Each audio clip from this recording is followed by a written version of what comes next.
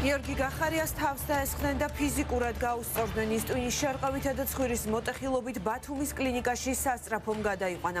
თავდასხმის ფაქტი გვიან ღამით ბათუმში სასტუმრო შერატონში მოხდა.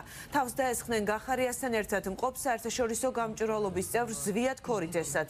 გავრცელებული ინფორმაციით გახარიაზე თავდამსხმელები რუსული რეჟიმის არალეგიტიმური პარლამენტის და აჭარის უმაღლესი საბჭოს დეპუტატები დიმიტრი სამხარაძე, გიორგი მანველიძე და მათთან ერთად კიდევ რამდენიმე პირია.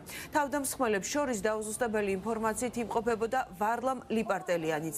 თავდასხმის ადგილზე პოლიცია დაგვიანებით რამში სასტუმრო შერატონში მოხდა. თავს დაესხნენ გახარიასთან ერთად მყოფ საერთაშორისო გამჭვირვალობის წევრ ზვიად ქორიძესაც.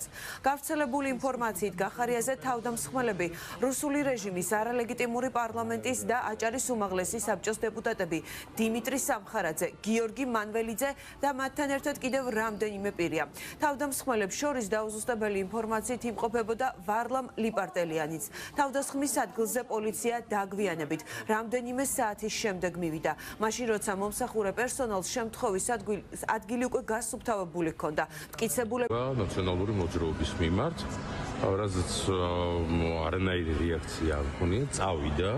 აი მივიდა იმ კარებთან, ბრუნავი კარია, დაბრუნდა, შემოვიდა უკან, მოვიდა და რა თქვი ბიჭო შენ ოცნებაზე, ვისაგინებს შენ? დაიწყო აი ამ სავარძელზე ფეხის რტმა, დაიწყო და უცბად დავინახე რომ ყველა იმ აგიდიდან აიშანენ ადამიანები და ახლობით 10-12 კაცი იქნებოდა. იყო მუხარა, იყო გინება და ამის შემდეგ დაცვამ გამიყვანა რაღაც ნივთი მომარტყეს, რომელიცაც ეს სათვალე გატყდა და აი აქ მაქვს დაზიანება.